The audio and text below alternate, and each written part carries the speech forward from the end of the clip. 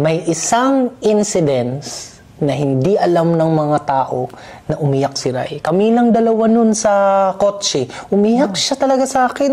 Ganyan siya sa dibdib niya. Sabi niya, hindi ko na kaya. Hindi ko alam anong gagawin ko. Sabi ni Rai. Grabe, ang lala talaga ng bashing kay Habi Rai. No? So, eto na nga mga Habibis. Magkape po tayo. Pero notice nyo, dalawa po yung aking mug ng coffee dito because meron akong katsikahan today. Kumustahin naman natin ang buhay-buhay ni Tia Julie.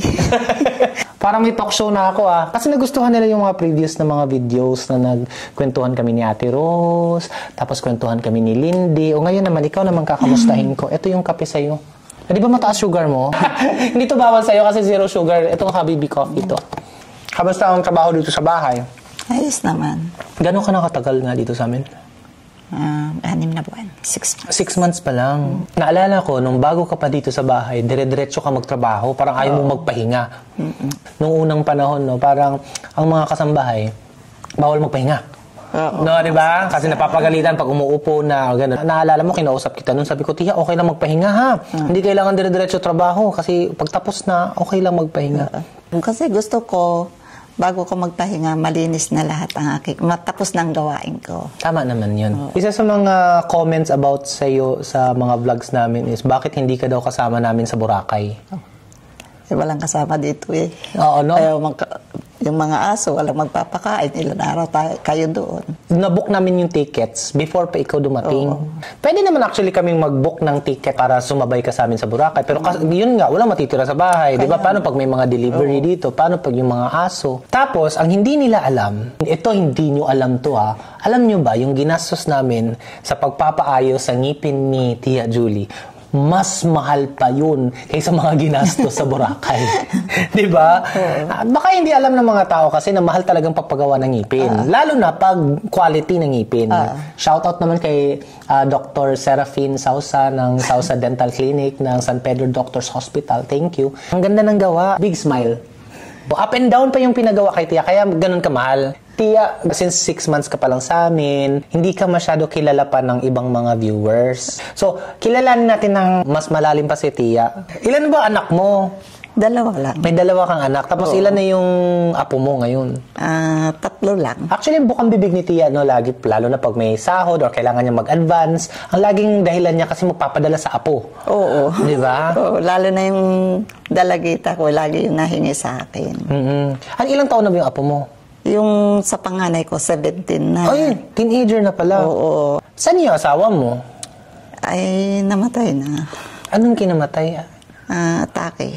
Inatake sa puso? Oo. Ano, matagal na to? 2002 yata yun. Tagal na talaga, 2002. Mag-8 lang yung bunso ko nung namatay. Simula nung namatay yung asawa mo, ikaw na naging breadwinner. Actually, may mga narinig nga akong kwento sa iba, nung mga nakakakilala sa'yo dun sa Lucena. Dati ka pa talaga daw, trabaho ng trabaho, kayod ng kayod. Para sa mga anak mo at para sa apo mo. Totoo lang. Totoo talaga. Parang pa ilang beses mo sinabi yung totoo lang. Totoo talaga. Parang ang bigat ng hugot mo doon Anong hugot mo doon? Talagang iginapan ko sila. Ako lang talaga mag-isa na naghahanap buhay para sa kanila. Nanay, tatay ka talaga, Actually, ilang taon ka na nga, Tia? Sa January 62 na ako. Yung mga ganyan na edad nga, kung pwede magpahinga lang, pero trabaho ka ng trabaho. Tapos yung mga anak mo, kahit may trabaho naman sila, pero nagpapadala ka pa rin, di ba? Kung pwede kang tumulong, tumutulong ka rin sa kanila. Kahit na matanda na, gagawin mo pa rin lahat para sa mga anak mo, Ayaw kong ako'y naasa sa kanila. Maraming mga tao, babae at lalaki, na pag tumanda na, parang gusto na nilang umasa na sa mga anak. Pero iba ka. Hindi, iba ako talaga. Gusto mo magtrabaho pa rin. At kahit meron na sila, ikaw ay, kung pwede, nagtatrabaho para sa sarili mo at para may maibigay pa rin sa kanila pag kailangan nila. Oo. Sadyang ganyan, sakripisyo. Masaya kami na napunta ka sa amin kasi kita naman namin kung gaano ka kasipag. Actually, sabi ko nga sa'yo, di ba? Ito, hindi din to kita nila sa vlog, pero lagi kitang kinakausap. Sabi ko, Tia, masaya ako sa trabaho mo. Di ba? Sabi ko lagi, gustong-gusto ko pag ikaw ay nagtatrabaho dahil sobrang pulido. Yung linis, sobrang pulido. Yung CR namin, yung glass, sobrang kintab. Ganun. Tapos yung mga halaman namin talagang namulaklak sa kamay mo. Alam mo, sa totoo lang, sa aming dalawa ni Habi Rai, ako yung mas emotional, ako yung mas sensitive. So pag may mga bashers, ganun, ako yung mas nasasaktan. Kaya ako yung hindi masyado nagbabasa ng comments. Si Rai, kaya niya magbasa ng comments. Kaya niya magganon. Tapos, mas matatag si Rai. Hindi siya masyadong natitinag pag may mga basher. Oo, hindi siya, Pero, may isang incidents na hindi alam ng mga tao na umiyak si Rai. Kami lang dalawa nun sa kotse. Umiyak siya talaga sa akin. Ganyan siya sa dibdib niya. Sabi niya, hindi ko na kaya. Hindi ko alam anong gagawin ko. Sabi ni Rai. At yun ay dahil sa video. Yung dalawa. Oo, hindi mo alam to na. Oo. Naalala mo yung time na ang taas ng kuryente. Mataas talaga ang kuryente. Tapos, pinalipat ka ni Rai ng kwarto sa kwarto ni na Ate Rose para isang aircon na lang. Ang dami nag-bash because bakit ka daw pinalipat? Parang sinisi ka daw na mataas ang kuryente. Oo, yun. So, ang daming basher ni Rai yun, pero hindi naman yun yung point. Hindi din yun yung nangyari. Kasi tayo mga nandito sa bahay, alam namin yung mga nangyayari. Ang nangyayari is, mataas talaga ang kuryente because mainit yung panahon.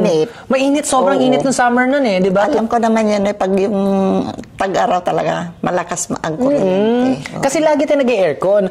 Tapos kami dito sa bahay, hindi lang yung mga may-ari ng bahay ang nag-aircon. Lahat ng nandito sa bahay. Pati mga kasambahay. Ang mga bisita namin naka-aircon. Yung kwarto ni na Uncle at Raynor naka-aircon. Sina Ate Rose at Lindy naka-aircon. Tapos ikaw naka-separate room naka-aircon. Yung ginawa namin nun kasi, paano ba tayo makatipid? Kung pwede hindi 24 hours yung aircon. Dapat kung matutulog lang, tapos kung malamig na, mag-electric fan na. Tapos, paano pa ba tayo makakapagtipid? Yung sa inyo ni Ate Rose, ni Lindy at Tia Julie, instead na 2 kwarto naka-aircon, isang room na lang muna tayo. Ganon, di ba? Ganon ang nangyari nun. Pero, ang intindi nila ay sinisi ka daw. So, actually, wala talaga sa ugali ni Rai yan. Kung kilala nyo ang asawa ko, si Rai ibibigay na lang lahat kahit wala nang matira sa kanya. Ganun siya. So, hindi talaga ugali ni Rai yung manisi or magpahiya. Pero ganun, grabe ang lala talaga. Lalo na sa isang platform. Grabe ang lala talaga ng bashing kay Habi Rai noon. First time si Habi Rai na sobrang distracted, hindi niya alam gagawin. Tapos nasa IKEA kami noon eh. Tapos, ang dami niyang sinabi sa akin na sobrang apektado siya. Akala ko nung una, kaya niya yan kasi matatag siya, mas matapang siya kaysa sa akin. Hanggang sa, nagulat na lang ako nung kami na lang dalawa sa kotse, umiyak siya. Ganun talaga siya sa dibdib niya. Sabi niya, hindi ko na alam anong gagawin ko. Ganun siya. Sa akin naman, ayos lang yun na kami magsasama doon sa 3. Sa isang kwarto. Kasi naka-aircon pa din naman. Oo. Saan ka ba makahanap ng bahay na lahat ng tao ay naka-aircon? Tapos pag hindi pinag-aircon, parang masama na kaming tao. Bakit? Nung sinabihan ka ba ni Rai na lumipat ka ng kwarto, nasaktan ka ba nun? Hindi, okay lang sa akin. But hindi lang siguro nakita sa video. Pero kasi nung tayo dito, nag-uusap tayo lahat, wala namang problema. Okay lang. Walang masama doon. Nag-a-adjust lang tayong lahat para makatulong tayong lahat sa isa't isa, para sa pamamahay. Sa isang pamilya, pag bumagsak isa, apektado lahat. Kaya dapat tulong-tulong, di ba? Naawa ako kay Rai nun. Hindi nila alam kung gaano kabait siya. Okay, happy ka? Happy. Happy ako dito.